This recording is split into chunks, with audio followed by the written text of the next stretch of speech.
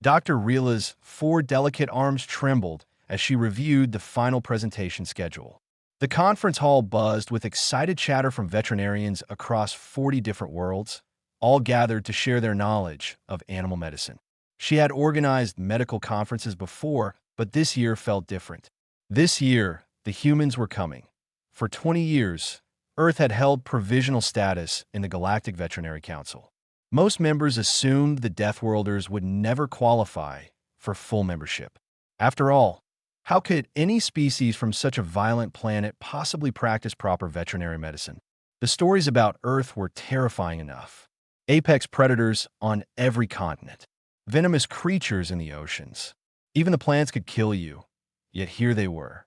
3 human veterinarians had arrived yesterday, and they seemed remarkably ordinary. No visible weapons, no heavy armor. They smiled easily and spoke with calm voices. Dr. Neil Okafor was a tall man with dark skin and gentle eyes. Dr. Patricia Wong was shorter, with gray streaks in her black hair and steady hands. Their assistant, a young woman named Sophie, carried equipment cases without any visible concern. Rila approached the humans during the morning meal. They were examining some kind of flat device, reviewing their presentation materials. "Excuse me, doctors," Rila said, her translator converting her melodic language into human speech. "I wanted to confirm your presentation time.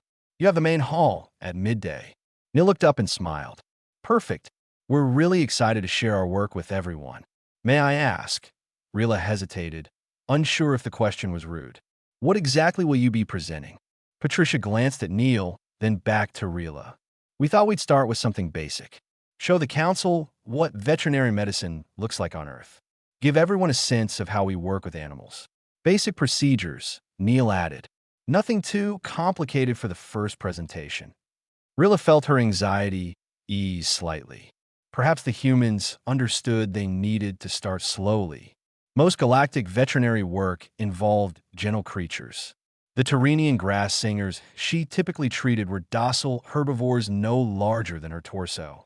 Even the most aggressive species in council space could be easily managed with standard sedation protocols and remote handling equipment.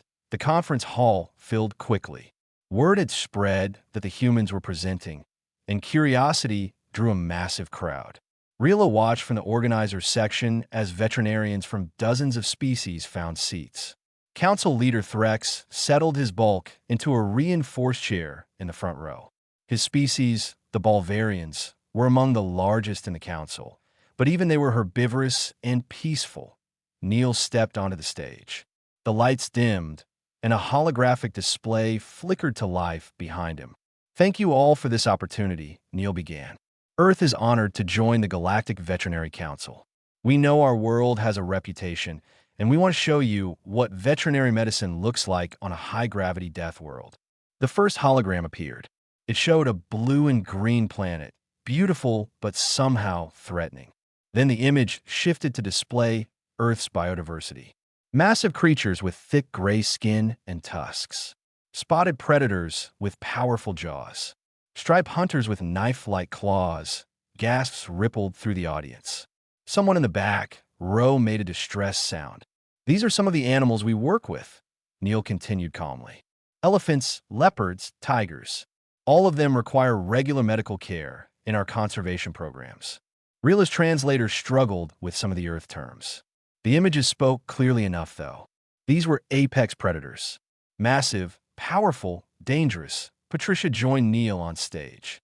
"We want to emphasize that most of our work is with domestic animals. Species that have lived alongside humans for thousands of years." The hologram changed. It showed a creature with 4 legs, fur, sharp teeth, and alert eyes. Its mouth was open, revealing a fearsome set of fangs. "This is a dog," Patricia said. "Specifically, a German Shepherd. They're one of the most common companion animals on Earth." The hall erupted in confused chatter. That was a companion animal? It looked like a pack hunter.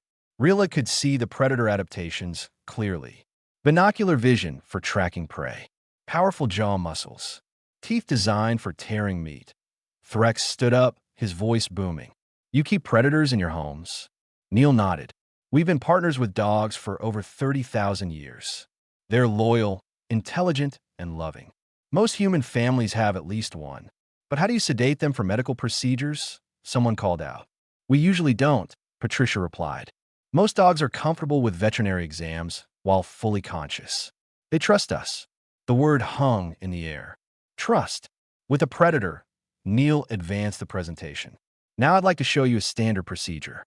This is footage from my practice last month. The patient is a saltwater crocodile with an infected tooth. The hologram expanded. Rila watched in horror as the image showed a massive reptilian creature, easily 4 meters long, with jaws that could crush bone. The creature was lying on what appeared to be a simple table. No distrance. No sedation equipment visible. In the video, Neil approached the creature. He was speaking to it in a calm voice, though the translator couldn't capture the words. The crocodile's eyes tracked him. Then, impossibly, Neil reached toward the creature's mouth. A Tyrrhenian medical student fainted in the 3rd row. The crocodile opened its jaws. Row after row of teeth became visible. Neil's hands moved inside the mouth, examining the infected area. He worked for several minutes, treating the infection, cleaning the tooth. The crocodile remained still. As you can see, Neil's voice continued over the footage. The patient is fully conscious and cooperative. We've found that building trust with animals, even dangerous ones, leads to better medical outcomes than heavy sedation. Rilla couldn't breathe. She watched Neil step back, watched him pat the crocodile's head gently. The creature's tail swished once, then it slid off the table and moved away. Threx was on his feet again. This is madness. That creature could have killed you instantly. She could have, Neil agreed. But she's been a patient of mine for 5 years. She knows I help her. We have an understanding. You cannot have an understanding with a mindless predator. Another council member shouted that Patricia's voice cut through the noise. That's where you're wrong. Animals aren't mindless. They feel pain, fear, trust, affection. Our job as veterinarians is to communicate with them, to help them feel safe even during medical procedures. The presentation continued, but Rila barely registered the rest. Her mind kept returning to that image. A human standing calmly beside a creature that could kill him, speaking to it, touching it, and the creature, ancient and powerful, accepting the help. When the presentation ended, the hall exploded with questions, arguments, and shocked exclamations. Some council members demanded the humans be expelled immediately. Others wanted to know more. Threx called for order repeatedly. Rilla sat in silence. She thought of her own practice, her gentle grass singers who barely noticed her examinations. She thought of the advanced sedation equipment, the remote handling tools, all the technology designed to keep veterinarians safe from even the smallest risk. Then she thought of Neil's hands inside that crocodile's mouth, the absolute calm in his movements, the trust between human and beast. Sophie was packing up their equipment when Rilla approached. Dr. Okafor, Rilla said quietly, that crocodile, have you ever been afraid of her? Neil considered the question. Every single time I work with her. Fear keeps you alert, keeps you respectful. But fear doesn't mean you can't also have trust. I don't understand, Rilla admitted. Neil smiled. You will. We're just getting started. The emergency meeting lasted 3 hours. Council members argued passionately about whether the humans should be allowed to continue their demonstrations. Some called the crocodile footage reckless. Others insisted it was fabricated. No species in their right mind would work with apex predators while conscious. Threx finally raised his massive hand for silence. The humans have been granted presentation time. We will honor that commitment. However, I propose additional safety measures for any further demonstrations. Dr. Rilla found herself speaking before she could reconsider. With respect, Council Leader, perhaps we should learn why their methods work before we judge them. Several heads turned toward her. A Balvarian veterinarian named Kess made a huffing sound. There is nothing to learn from dangerous practices. Our protocols exist for good reason. But their animals survive the procedures, Rilla pressed. The crocodile was treated successfully without any sedation. Doesn't that suggest their approach has merit? Threx studied her for a long moment. You may observe their next demonstration, Dr. Rila. Report back to the council on their methods. But I want safety barriers in place. The next morning, Rila arrived at the demonstration arena early. The space was typically used for showing proper handling techniques with docile creatures. Now it had been modified with reinforced transparent barriers and emergency containment fields. Patricia and Sophie were setting up holographic displays. Neil carried a large case of equipment. "Good morning, Dr. Rila," Patricia said warmly. "We heard you volunteered to observe closely." "I want to understand," Rila admitted. "Yesterday, watching that footage, I realized how different our approaches are. In my entire career, I have never touched a patient without sedation first." Sophie looked surprised. "Never? Not even for a simple examination?" "Our protocols require it," Rila explained. "Any animal larger than this," she held her hands apart to indicate a small size, "must be chemically calmed before handling. It's safer for everyone." Patricia nodded slowly. "Safer in some ways, yes. But sedation carries risks too. Adverse reactions, dosing errors, stress on the animal system. And you miss so much information when the animal is unconscious." The arena began filling with observers. Most stayed behind the barriers, but a few brave students joined Rila in the closer observation area. Neil addressed the crowd. "Today we're going to demonstrate equine medicine. Horses are large herbivores that humans have worked with for over 6,000 years. An adult horse weighs between 400 and 1,000 kilograms. The hologram showed a massive four-legged creature. It had powerful muscles, hard hooves, and surprising size. Rila heard someone gasp. "Horses are prey animals," Patricia continued, "but they're also incredibly strong. A kick from a horse can shatter bones. They can bite, strike with their front hooves, and they're fast enough to outrun most predators. Yet humans ride them," someone called out incredulously. "We do," Neil confirmed. "But today we're focusing on medical care. Sophie, can you bring up the examination footage?" The hologram shifted. It showed Patricia in what appeared to be a simple outdoor enclosure. A massive brown horse stood nearby, eating from a bucket. Patricia approached with a medical bag. "This is Ranger," Patricia's recorded voice explained. "He's a 12-year-old gelding who needs his annual health check. Notice I'm approaching from his left side, where horses prefer to see movement. I'm speaking calmly, so he knows I'm coming." The footage showed Patricia reaching the horse. She ran her hand along his neck, then began a systematic examination. She checked his eyes, ears, mouth. The horse continued eating, occasionally turning his head to watch her. "No distrans," Kes called out from the audience. "None needed," Patricia replied from the stage. "Ranger knows this routine. He trusts me. Watch what happens when I move to his hindquarters." In the footage, Patricia walked behind the horse. Rila felt her chest tighten. That was the striking zone. One kick and a human would be dead. But Patricia simply placed her hand on the horse's hip, letting him know where she was. She lifted one of his rear legs, examining the hoof. The horse shifted his weight, but remained calm. "I've been kicked before," Patricia said matter-of-factly. "Early in my career, I startled a horse and took a hoof to the ribs. Broke 3 of them, but that taught me to read their body language better." Ranger's ears are relaxed. His tail is still. His muscles aren't tense. "He's telling me he's comfortable." A Tyrrhenian student spoke up timidly. "But how do you know he won't kick anyway?" "I don't absolutely," Patricia admitted. "There's always risk. But I minimize it by understanding his communication. Horses are prey animals, so they're very expressive about fear and discomfort. If I see his ears pinned back or his tail swish rapidly, I back away." The presentation continued with more footage. Neil showed treatment of a horse with colic, a potentially fatal digestive condition. The procedure required reaching inside the horse's mouth and down its throat. No sedación, just patience and communication. Then Sophie demonstrated handling a nervous young horse who needed vaccinations. The animal was clearly afraid, dancing sideways, eyes rolling.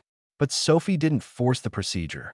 She spent 20 minutes just standing near the horse, letting it investigate her, building trust.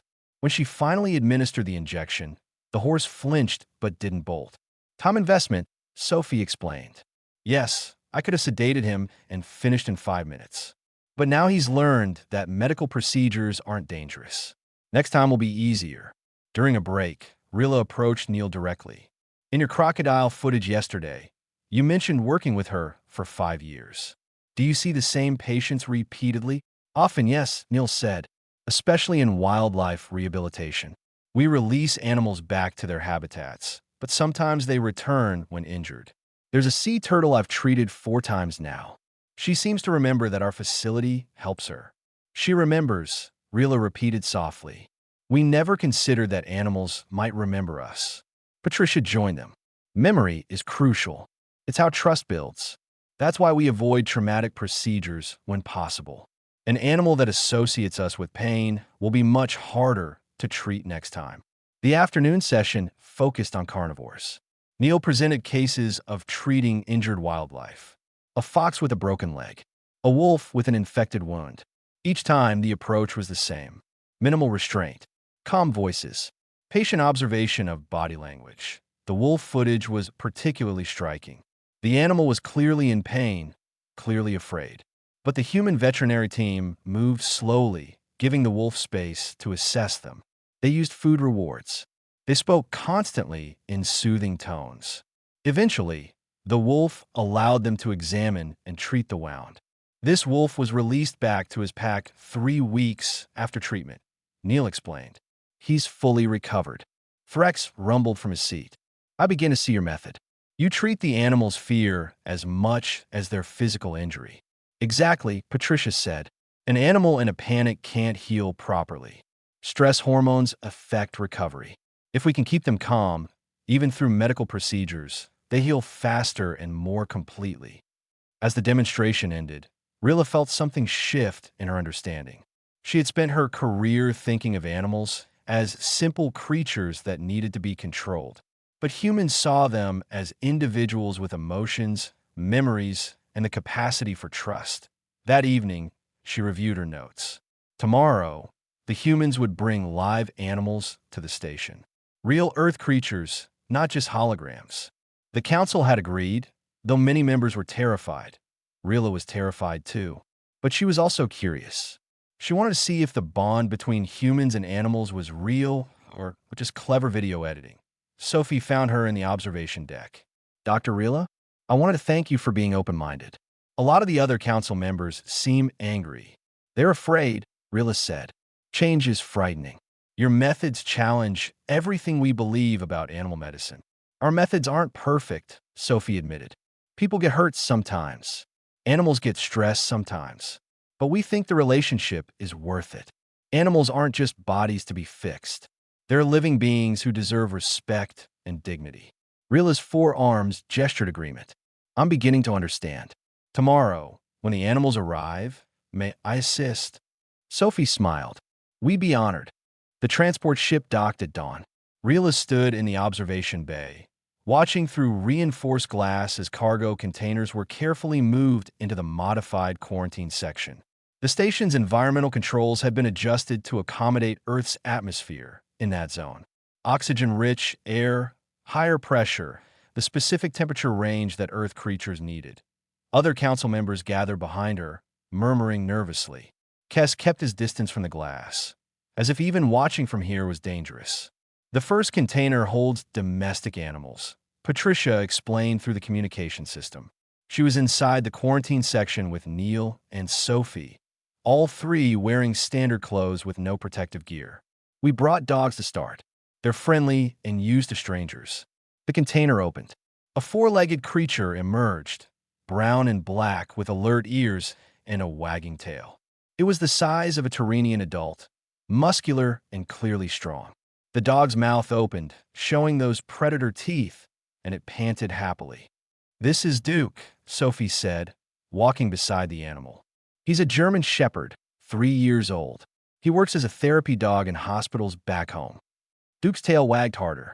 He looked up at Sophie with obvious affection that a second dog appeared, this one golden-colored and slightly smaller. This is Honey, Neil added. She's a Labrador retriever. Very gentle temperament.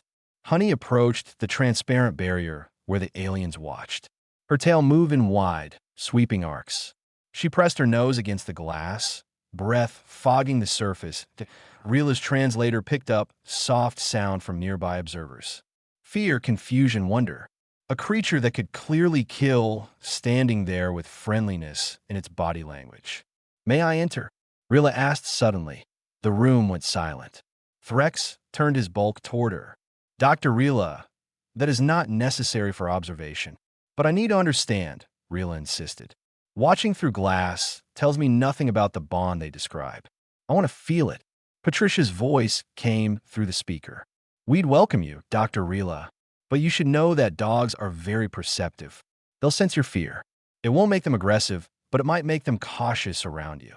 Rila's hand shook as she moved toward the airlock. The environmental transition was brief but disorienting. Earth's air fell heavy in her respiratory system, rich and thick. She stepped through the inner door into the quarantine bay.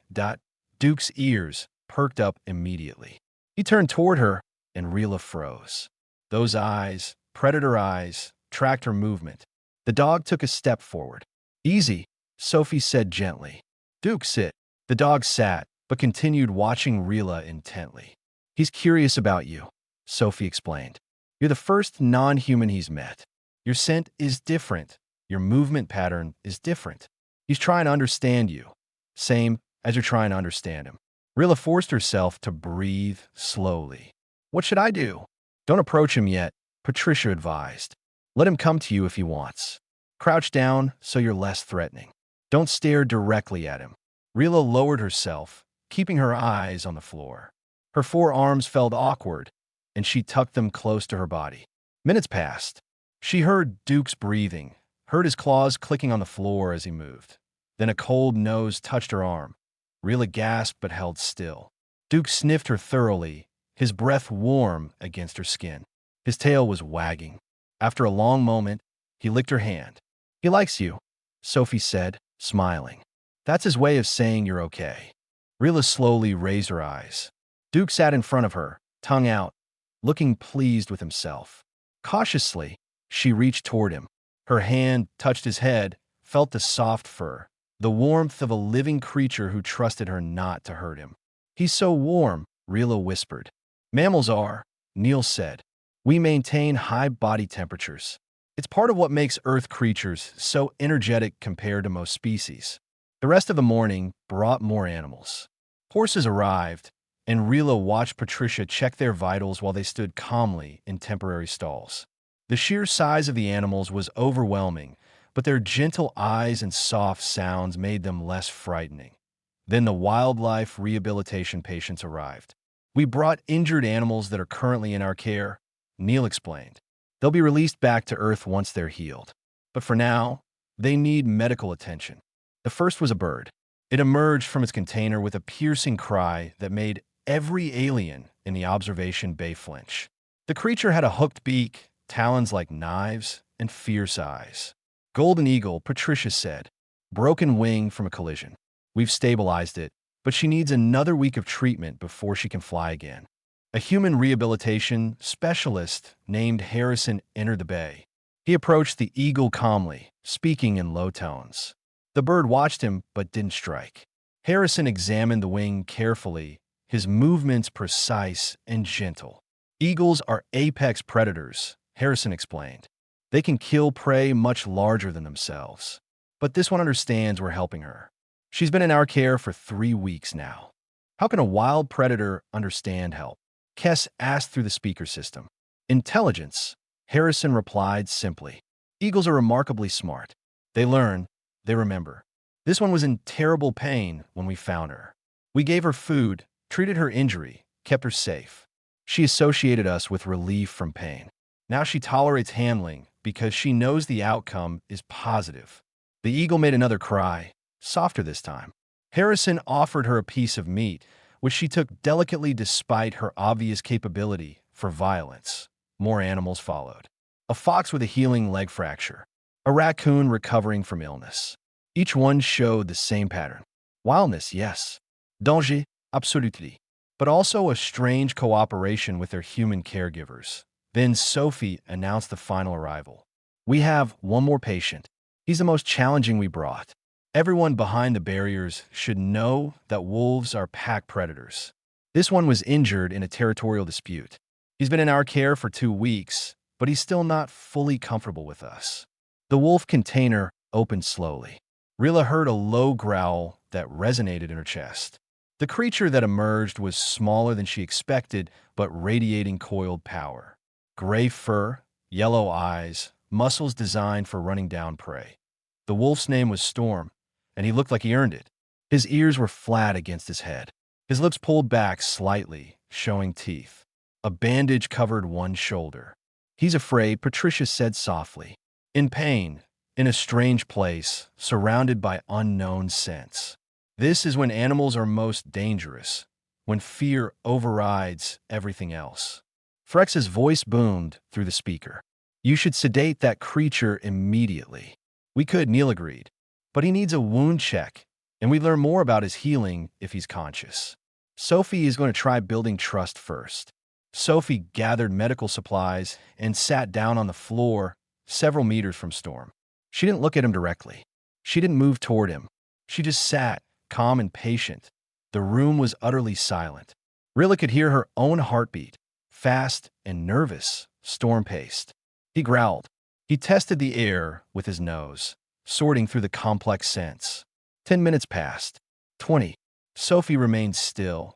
Then gradually, Storm's ears relaxed slightly. His pacing slowed. He was still afraid, still tense, but curiosity was beginning to compete with fear. Sophie pulled out a small piece of meat from her supplies. She tossed it gently towards Storm, not close enough to threaten, but close enough to reach. The wolf watched it land, watched her, then darted forward to grab the meat. "Good boy," Sophie murmured. "You're doing so well." More time passed. More small pieces of meat, each one slightly closer. Storm began to anticipate them, began to watch Sophie with less fear and more interest. Finally, after nearly an hour, Storm approached close enough for Sophie to slowly extend her hand. He sniffed it thoroughly, then accepted another treat directly from her fingers. "May I try?" Rilla asked quietly. Everyone turned to look at her. Sophie nodded slowly.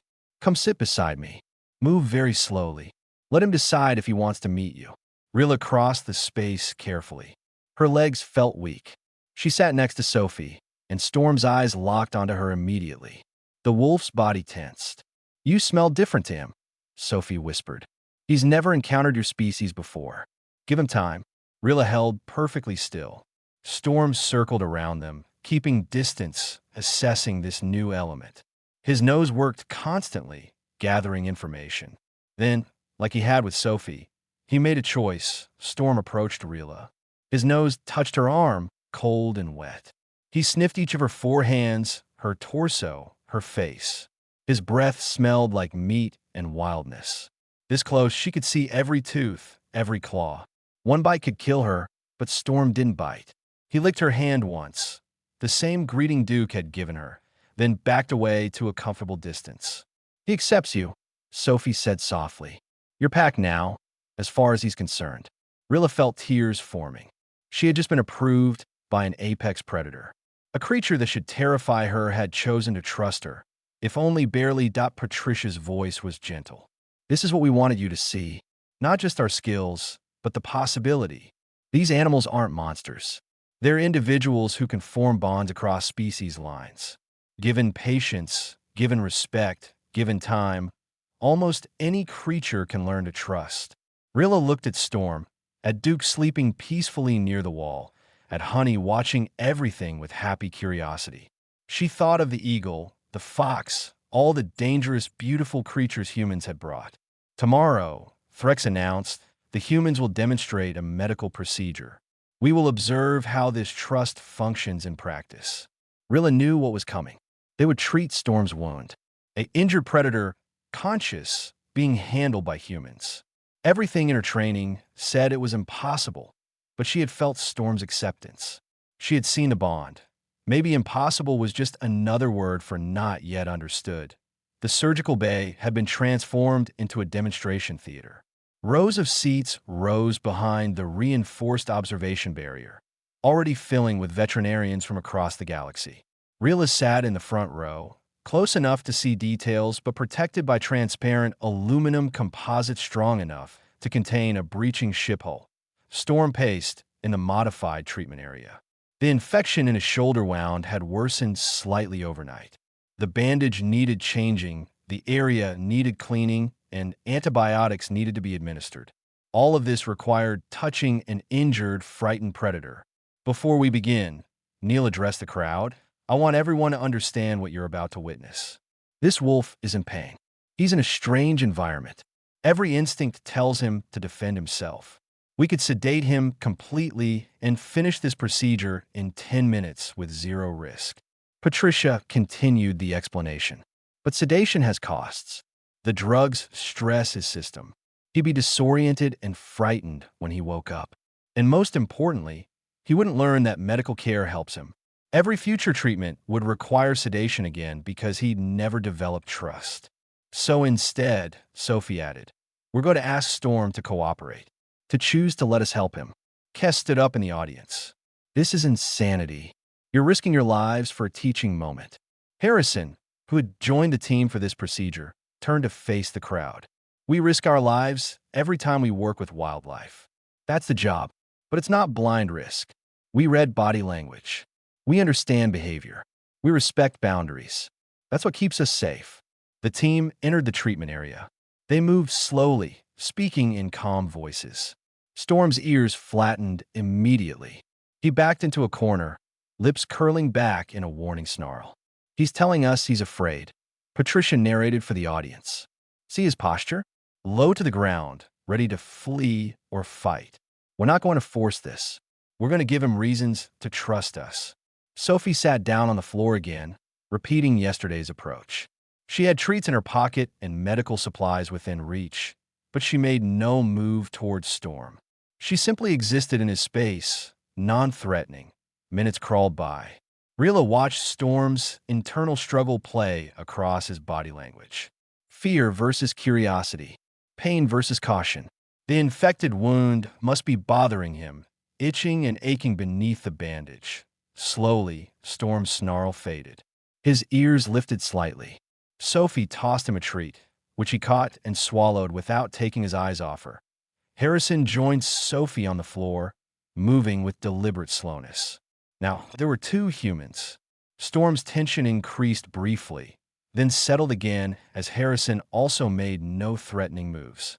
We're building positive associations, Neil explained to the watchers. Every interaction that doesn't result in harm makes the next interaction easier. More treats. More time. Storm began to anticipate the pattern, began to move closer for the food rewards.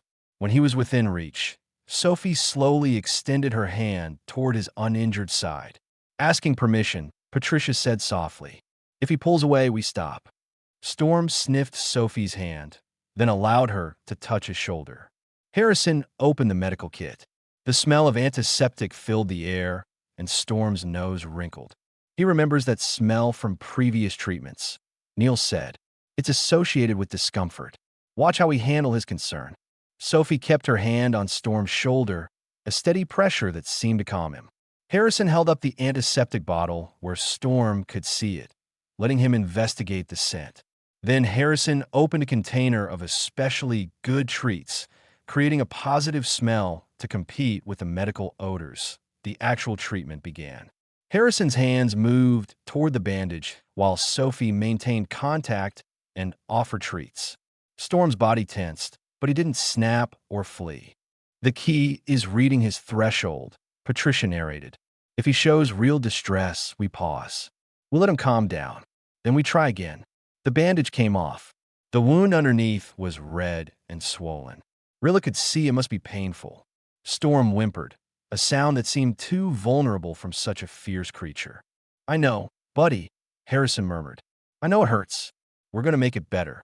Cleaning the wound required direct contact with the painful area.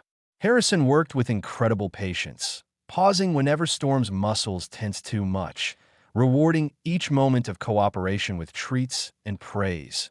Neil joined the group, positioning himself where Storm could see him. Now 3 humans surrounded the wolf, but their body language remained relaxed and non-threatening. Neil held the antibiotic injection, not hiding it, but not forcing it forward either. Storm has been through this before, Neil explained. He knows injections sting briefly, then the pain fades. He's learning that temporary discomfort leads to feeling better. The injection was quick and professional. Storm yelped and tensed, but Sophie's steady hand on his shoulder kept him grounded. Harrison immediately offered favorite treats. Neil stepped back, giving Storm space. Final step is the new bandage, Patricia said. This is actually the hardest part because it requires sustained contact. Harrison showed Storm the bandage material, let him sniff it, even let him mouth it briefly. Then slowly, talking constantly in soothing tones, Harrison began wrapping the wound that Storm's patience was clearly wearing thin. His ears flattened again. A low growl rumbled in his chest. The humans didn't rush, but they also didn't stop. They maintained the steady rhythm of work, treats, praise, work, treats, praise. When the bandage was secure, the humans moved back. They didn't leave the enclosure immediately, instead sitting with Storm while he calmed down. Sophie scratched behind his ears, which seemed to relax him. Harrison offered water, which Storm lapped gratefully. The observation bay was silent. Every alien present had just watched something their training said was impossible. An injured predator had been treated while conscious, and no one had been hurt. Threx's voice finally broke the quiet. How many of your veterinarians are injured each year? It was Neil who answered. Injury rates vary by specialty. Wildlife vets have the highest risk, maybe one serious injury per 20 practitioners per year. But most of those are from frightened animals we couldn't calm, or situations where we didn't have time for trust building. Emergency cases. And you consider this acceptable? Another council member asked. Patricia turned to face the audience. We consider it worthwhile. Yes, we get bitten, kicked, scratched, but we also save lives. We rehabilitate wildlife and return them to their ecosystems. We keep working animals healthy. We provide care to creatures who have no other advocates. Rilla stood up. Her voice shook slightly, but she pushed through. I have practiced veterinary medicine for 15 years. I have never once been injured because I follow every safety protocol. I sedate every patient. I use remote handling tools. I am perfectly safe. She paused, looking at Storm, who was now relaxed enough to lie down while Sophie examined his ears for other issues. But I have also never connected with a patient, Rilla continued. Never earned their trust. Never saw them as individuals with feelings and memories. I treat bodies, not beings. The humans have shown us a different way. Kes made a dismissive sound. A dangerous way. We developed our protocols for good reason. Your protocols are perfect for your animals, Neil said without judgment. Your species evolved alongside gentle herbivores. Your whole approach to veterinary medicine reflects that. But Earth had predators, parasites, venoms, diseases. We survived by learning to understand the things that could kill us. That understanding became partnership. A young Balvarian student raised her hand timidly. Could we learn your methods? Those of us who want to. Harrison smiled. We'd be honored to teach. But understand it's not just techniques. It's a whole philosophy. You have to believe that animals are capable of trust. You have to be willing to accept risk in exchange for connection. The demonstration concluded with the humans leaving Storm's enclosure. The wolf watched them go, then curled up in the corner to sleep, exhausted from the medical procedure, but healing. That evening, Rilla received an emergency transmission. A cargo vessel had sent a distress call. Environmental system failure. They were transporting animals from various worlds, including 3 Earth creatures. The ship was losing life support, and the animals were in critical danger. The message specifically requested human veterinary assistance. The ship's crew was trapped in the command deck, afraid to enter the cargo bay where containment systems had failed. They needed someone who could handle dangerous animals in crisis. Rilla found the human team in their quarters, already preparing equipment. We're going, Neil said simply. Those animals need help. The manifest shows 47 creatures, Patricia added, reading from her data pad. Multiple species, including a tiger, a grizzly bear, and a python from Earth. The rest are from other worlds. Many injured during the system failures. Sophie checked her medical kit. It's going to be chaos. Scared animals. Unfamiliar species. Minimal information about their needs. I'm coming with you, Rila announced. All three humans looked at her.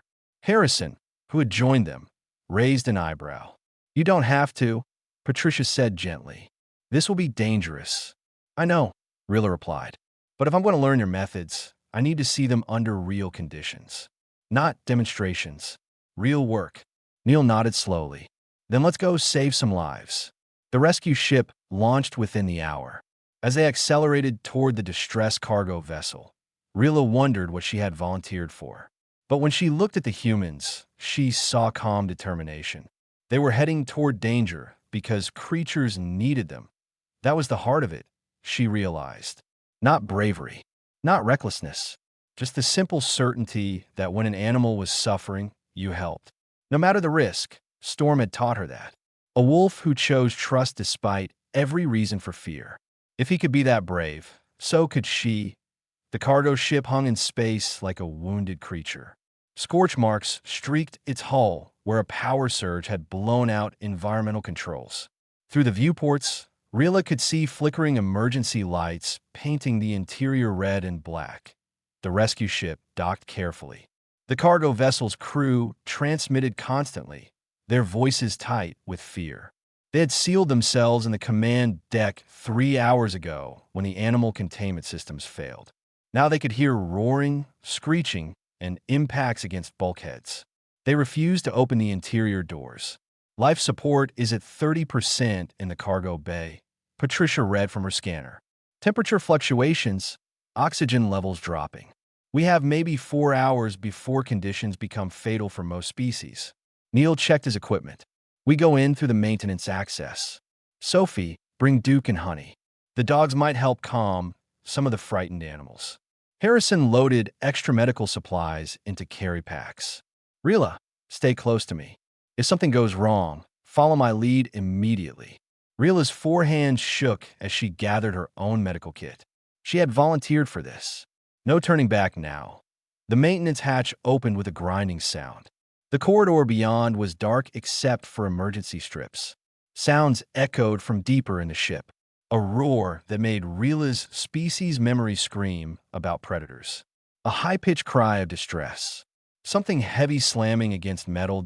Duke's ears perked forward, alert but not aggressive. Honey pressed close to Sophie's leg. Sensing the tension, they moved through the damaged ship carefully. The first animal they encountered was a crystalline grazer from Helion Prime, huddled in an open cargo container. The creature's normally bright bioluminescence was dim, pulsing weakly.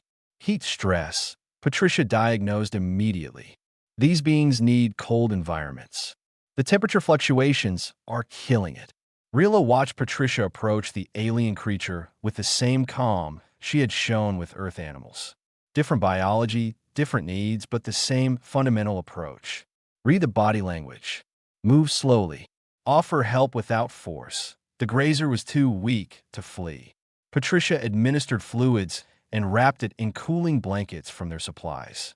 It should survive if we can stabilize the environment. Keep moving. They found more creatures as they progressed.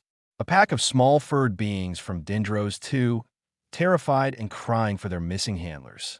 Sophie sat with them, letting Duke and Honey provide comfort. The Dendrosian animals recognized the dogs as fellow social creatures and slowly calmed. Harrison treated an avian creature with a broken wing, working quickly but gently. Rila assisted, holding the bird steady while Harrison set the bone. The creature bit her once, sharp beak drawing purple blood from her arm.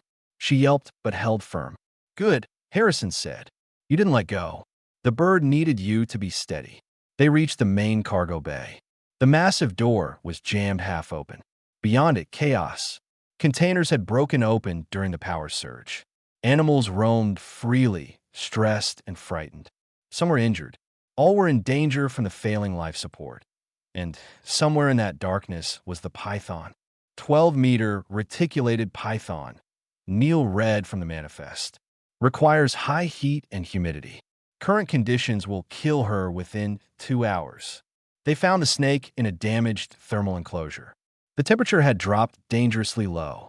The python was sluggish, barely moving, its massive body coiled tightly to conserve heat.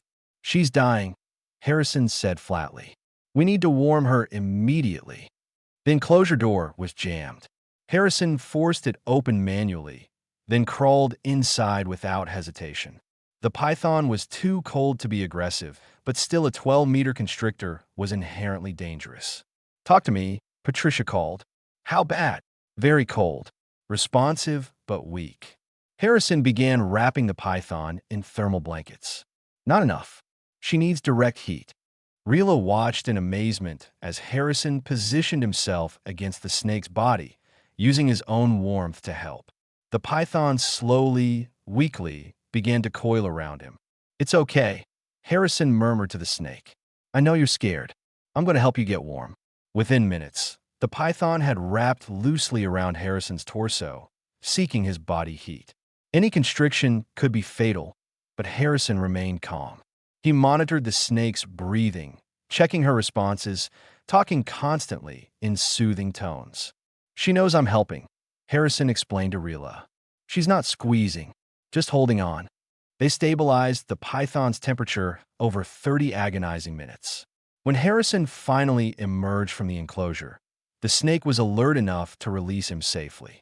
She slithered back into her now-warming habitat, already looking stronger. The grizzly bear was next. The massive creature paced in a damaged enclosure, blood dripping from one paw. He roared when he saw the humans, a sound that resonated in Rila's chest like thunder. "He's terrified and in pain," Sophie assessed. "Worst possible combination. And we need to treat that paw," Neil added. "Infection risk is high." They brought food first, fresh meat from their supplies. The bear was hungry after days of disrupted feeding. They set the food at a distance, not forcing interaction. The bear charged the barrier 3 times, roaring his fear and frustration. Each time, the humans held their ground but made no aggressive moves. They just waited. Hunger finally overcame fear. The bear took the food, watching them constantly. Sophie began speaking to him in low, firm tones. Not threatening, not submissive. Just steady communication. "We need to get pain medication into him," Neil said. "But he won't let us close enough for an injection." Harrison prepared a pulse syringe, a long tool that would let them deliver medication from a distance. It was less precise than direct injection, but safer for everyone. The bear ate. Sophie continued her calm commentary. While he paused between pieces of meat, Harrison moved forward with the pulse syringe. The bear growled, but was focused on the food. Quick and professional, Harrison delivered the medication. The bear roared and spun, but the humans had already backed away. They waited while the pain medication began to work. 40 minutes later, the bear was noticeably calmer.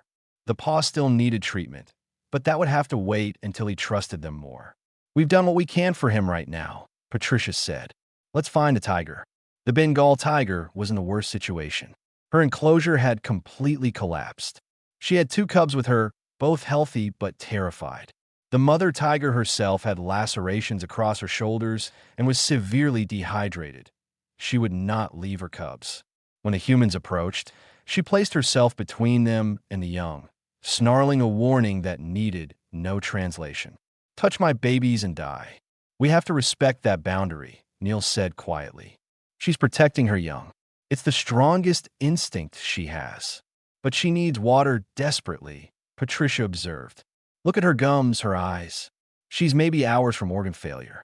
They set up water and medical supplies at the maximum distance the collapsed enclosure allowed. Then Neil did something that shocked Rila to her core. He sat down on the floor, in full view of the tiger, and simply waited. Hours passed. The other humans rotated through the cargo bay, treating more injured animals, stabilizing environmental systems, coordinating with the ship's crew. But Neil stayed with the tiger. Rila sat with him, watching. The tiger nursed her cubs. She paced. She snarled warnings. But gradually, desperately thirsty, she began to look at the water. "It's a test of wills," Neil explained softly. "She needs that water. But she needs to believe we won't hurt her babies while she drinks." "More time," The cubs played briefly, their fear fading faster than their mothers. They investigated the edges of the collapsed enclosure, tiny teeth and claws that would someday be deadly. Finally, when thirst overcame every other instinct, the tiger approached the water. She kept her body between the humans and her cubs. She watched Neil with every lap, but she drank. That's it, Neil breathed. That's the first step. Over the next hours, Neil moved the medical supplies incrementally closer. The tiger watched but continued drinking, continued eating the food they provided. Her desperate thirst made her willing to take risks. When Neil began treating her wounds, Rila expected an attack. But the tiger held still. She growled constantly, a low rumble of warning, but she allowed the help. Because she was smart enough to recognize that her injuries needed care, and these strange creatures were offering IT.B by the time the full rescue team arrived from the station. The cargo bay was stabilized. 47 animals, all alive, most treated for injuries or stress. The environmental systems were back online. The ship's crew emerged from the command deck, stunned by what the humans had accomplished. Threx himself came aboard to inspect. He found Rila in the medical bay, bandaging a wound on her arm from the avian bite. "You were injured," he observed. "I was helping," Rila corrected. "There's a difference." Threx looked around at the recovering animals. The python basking under heat lamps. The bear, now sedated, having his paw properly treated. The tiger nursing her cubs while Neil sat nearby, still maintaining his patient vigil. "I do not understand how you survived this," Threx admitted. Neil looked up. "We survived because we understood them. Fear makes animals dangerous. But respect, patience, and reading their communication can prevent most attacks. We gave them space when they needed it, help when they would accept it. You risked your lives," Threx pressed. "We did our jobs," Patricia replied simply. "These animals needed us. Every one of them is someone's patient, someone's responsibility. Would you have left them to die?" Threx was quiet for a long time. Then he made a decision that would change galactic veterinary medicine forever. "I am authorizing an exchange program. Alien veterinarians who wish to learn human methods may apply for training on Earth. And human veterinarians will be invited to help us reassess our protocols across council space." Rilla felt tears forming again. This was the beginning of something profound. Not just medical advancement, but a fundamental shift in how species across the galaxy viewed the dangerous creatures of their own worlds. The tiger made a soft chuffing sound. One of her cubs had wandered close to Neil, investigating this strange being who smelled of safety. Neil held perfectly still, letting the cub sniff his hand. The mother tiger watched but didn't attack. She had learned, in these desperate hours, that sometimes trust was the only path to survival. And that lesson would echo across the stars. 6 months after the cargo ship rescue, Rilla stepped off the transport onto Earth's soil for the first time. The gravity hit her immediately, heavy and demanding. Earth was indeed a death world. Even standing still required effort. Around her, 19 other alien veterinarians from the first exchange program adjusted to the weight, the thick oxygen-rich air, the overwhelming sensory input of a planet that teemed with life. Patricia waited at the landing pad, smiling. "Welcome to the Wildlife Recovery Sanctuary. 2,000 acres of natural habitat where we rehabilitate injured predators before releasing them back to the wild." The facility stretched across rolling hills. Rilla could see massive enclosures, each designed to mimic natural environments. In the distance, something roared. Something else howled. The sounds of Earth's apex predators living, healing, preparing to return home. "You'll start with observation," Patricia explained as they walked toward the main building. "Watch how our staff interacts with the animals. Learn to read Earth body language. Then gradually, you'll begin hands-on work." A group of human children passed by, following a guide. They were heading toward an enclosure where eagles were being exercised. Children, near apex predators. Rilla still struggled to process the casual coexistence. Her first assignment was to shadow a veterinary technician named George. He worked primarily with wolves, and he led Rilla to an observation platform overlooking a large forested enclosure. Below, a pack of 6 wolves moved through the trees. They played, hunted, practiced prey, lived as wolves should live. But all 6 had come to the sanctuary with injuries. All 6 had been treated by humans and were now almost ready for release. "That's the gray male," George pointed. "Storm, you met him at the conference." Rila's breath caught. Storm looked magnificent, fully healed, confident in his movement. The scared, injured wolf from the station was now a powerful pack member. "He remembers you," George said.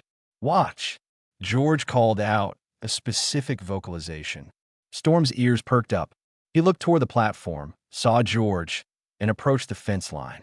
His tail wagged slightly. "Come on," George said to Rila. "Let's go say hello." They entered the enclosure through a secured gate. Rila's training screamed warnings, but she followed George's calm lead. Storm approached, sniffed George thoroughly, then turned his attention to Rila. The wolf studied her for a long moment. Then recognition sparked in his eyes. He remembered her scent from the conference, from those hours when she had sat with him during his treatment. Storm's tail wagged properly now, and he licked her hand. "He knows you helped him," George said softly. "Wolves don't forget." Over the following weeks, Rila trained intensively.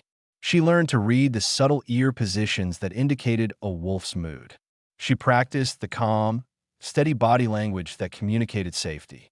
She discovered that most aggression was fear-based, and fear could be addressed. Her first solo patient was a coyote with an injured leg. Rila approached exactly as she had been taught. Slow movements, low, calm voice, reading every signal the animal sent. When she successfully examined and treated the leg without sedation, without restraints, she felt a rush of accomplishment unlike anything in her previous career. Neil visited from his practice in the city. He brought updates on other exchange program participants. A Balvarian vet had successfully treated a native predator on her homeworld using human patience techniques. A Turanian student was studying reptile medicine, learning to work with creatures a species had always feared. "It's spreading," Neil said with satisfaction. "Not just the techniques, but the philosophy. Aliens are starting to see their own planet's dangerous species differently." Harrison arrived with news that made everyone celebrate. The Galactic Council had officially updated their veterinary protocols. While sedation remained an option, conscious treatment with proper behavioral management was now recognized as valid methodology. 17 planets had started wildlife rehabilitation programs modeled on Earth sanctuaries, but the most profound changes were personal. Rila stood in the wolf enclosure one morning, 6 months into her training. Storm's pack had accepted her presence. They didn't see her as pack, exactly, but as a known, safe element in their environment. The youngest wolf, a female who had been born at the sanctuary, actually approached Rila to play. George watched from a distance, ready to intervene if needed, but Rila didn't need help. She understood the play bow, the gentle mouthing, the invitation to interact. She responded appropriately, and the young wolf bounced around her happily. "You're ready," George called. "Ready for the real test." The real test was the Grizzly Sanctuary. The same bear from the cargo ship had been transported to Earth for long-term rehabilitation. His paw had healed well, but he needed continued care before release into a protected wilderness area. The bear, now named Boulder by the staff, had learned to trust his regular caretakers. But he had never accepted Rila. She represented something unknown, and bears were cautious creatures. Patricia accompanied Rila to Boulder's enclosure. The massive bear was lying in a stream, cooling himself. He weighed over 300 kilograms of muscle and power. "He needs a health check," Patricia explained. "Temperature, joint mobility, paw examination. All while conscious. Think you can do it?" Rila's hand shook, but she nodded. 6 months ago, she would have demanded sedation. Now she understood that Boulder deserved the chance to participate in his own care. The approach took hours. Rila used everything she had learned. Food rewards, patient observation, respectful distance. Slowly, Boulder's initial wariness faded. He accepted treats from her. He allowed her to sit near him. The examination itself was a dance of communication. Rila checked his temperature while murmuring explanations. as if he could understand her words. She examined his joints by gently manipulating his legs, pausing whenever he showed discomfort. The paw inspection required him to trust her with his most vulnerable area, and he did. When the exam was complete, Boulder huffed softly and returned to his stream. Patricia's eyes were bright with pride. "You just performed a complete physical on an adult grizzly bear," Patricia said. "Without sedation, without force, just trust and patience." That evening, Rilla wrote her report back to the council. She described her transformation from a veterinarian who feared her patients to one who respected them. She explained how understanding body language opened pathways to connection. She detailed case after case where patients achieved what sedation never could. The response from Terrene 4 came quickly. They wanted her to return home and establish the first non-Earth wildlife rehabilitation center. They had identified several native predators that had been culled for decades simply because no one knew how to manage them safely. But before she left Earth, there was one final lesson. Neil took her to a maximum security enclosure. Inside was an elderly tiger, retired from a zoo that had closed. She was blind in one eye, arthritic, and had lived her entire life in captivity. Her name was Duchess. "She's dying," Neil said quietly. "Cancer. We're keeping her comfortable, but she has maybe a month left." "Why show me?" Rilla asked. "Because this is the other side of what we do. We don't just heal and release. Sometimes we provide comfort at the end. That requires trust too." Rilla watched Neil enter the enclosure. Duchess was too old and sick to be dangerous, but she was still a tiger. Neil sat beside her, scratching behind her ears. The tiger made a rumbling purr, leaning into his touch. "She spent 50 years in a cage," Neil said. "Humans took her from the wild, confined her, used her for entertainment. She should hate us, but she doesn't, because the humans here have shown her kindness in her final days." Duchess closed her good eye, content. Neil stayed with her for over an hour, just providing companionship. "This is the responsibility we take on," Neil told Rilla. "When we ask animals to trust us, we promise to honor that trust. In healing, in release, and in death." Rilla understood. This was why humans called Earth's predators their protectors. Not because the animals serve humans, but because humans had chosen to protect them, to save their habitats, to heal their injuries, to give them dignity even in death. The farewell ceremony brought together all 20 exchange students. They had come from different worlds, different species, different experiences, but they were leaving as something new. Veterinarians who understood that courage wasn't the absence of fear, but the choice to act with compassion despite it. Threx attended via hologram, too large to comfortably visit Earth. "You are ambassadors now," he told them. "You carry knowledge that will change how we interact with the dangerous creatures of our own worlds. Use it wisely." Rilla's ship departed at dawn. As Earth shrank in the viewport, she thought about Storm running with his pack, about Boulder healing in his stream, about Duchess purring under gentle hands. She thought about the young Terrenian predators waiting on her homeworld, animals that had been feared, hunted, eliminated. She would teach her people what humans had taught her. That danger didn't mean enemy. That respect and patience could build bridges even across species lines. 3 years later, Rilla stood in the first Terrenian wildlife sanctuary. Before her was a shadow stalker, the apex predator of her world. The creature had been injured by frightened farmers, left to die, considered too dangerous to approach, but Rilla had approached, had offered food, then water, then medical care, had spent weeks earning trust from a creature that her species had feared for millennia. Now the shadow stalker was healing. Soon she would be released back to protected lands, carrying radio tracking so researchers could study her species properly for the first time that a group of students watched from the observation platform. Young Terrenian veterinarians learning the new methods, learning to see predators not as monsters, but as individuals deserving of care. Rilla heard a familiar voice and turned. Patricia had come to visit to see how the program was developing.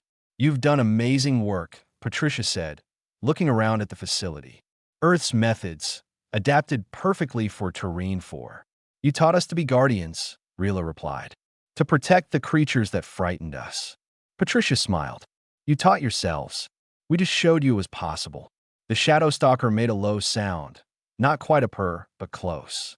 Rilla approached her, checked her healing wounds, offered treats. The predator accepted the care calmly, trusting this small being who had saved her life. In the distance, other shadow stalkers moved through their rehabilitation habitats. Animals brought back from the edge of extinction. Protected now, studied, understood. The humans had been right. Earth's apex predators had become humanity's most loyal protectors because humans first chose to protect them. And now that lesson was spreading across the galaxy, one world at a time. Rilla watched the shadow stalker drink from a stream, powerful and graceful and alive. This was the legacy of that first conference, of Storm's trust, of every brave moment when someone chose connection over fear. The guardians of life were multiplying, and the universe was richer for it.